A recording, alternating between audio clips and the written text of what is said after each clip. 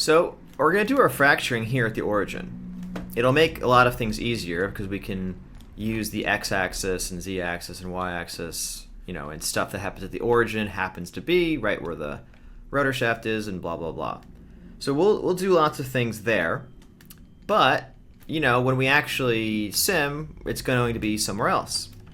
So let's make another node here, and we'll call it anim. And I'm actually going to hide this now. Anim also deserves a green color, because why not? And inside anim, we'll say object merge.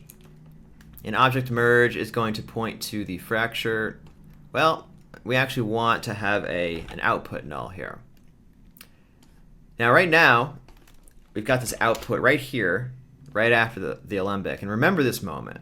Savor it. Because a few hours from now, this null is going to be like way down here, and there's going to be like way more stuff everywhere. But right now, that's not the case. So there it is. The point is, you can copy this output null here, go to the anim area here, and then we can click into there in our object merge and paste it.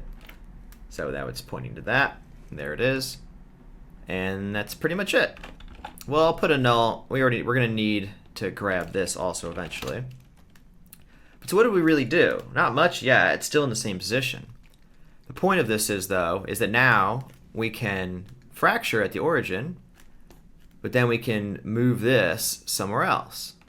So again, fracture there. Boom, boom, boom, boom. So then we'll sim from, say, this position. Even better, though, than putting the transform here is let's abstract it out up one node to here.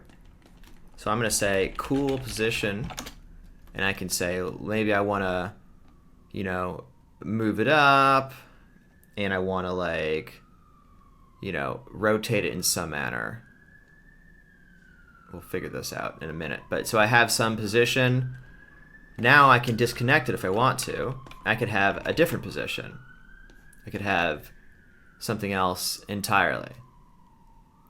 And now I can just switch between them. This is helpful because I might want to have multiple debugging positions or different test cases to test how well this fracturing works. Well, here's our first alarm of the lesson already out there. Man, it took no time at all, did it? Anyway, I only want this one for now. So let's actually find a position for this to be in. What I want here is I want the helicopter to kind of hit the ground at an angle. So let's do some nice, clean angles.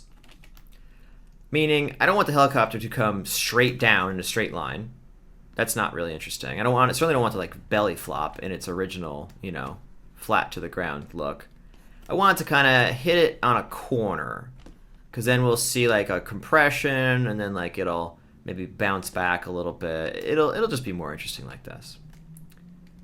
So yeah, so there's our starting position, and there you go.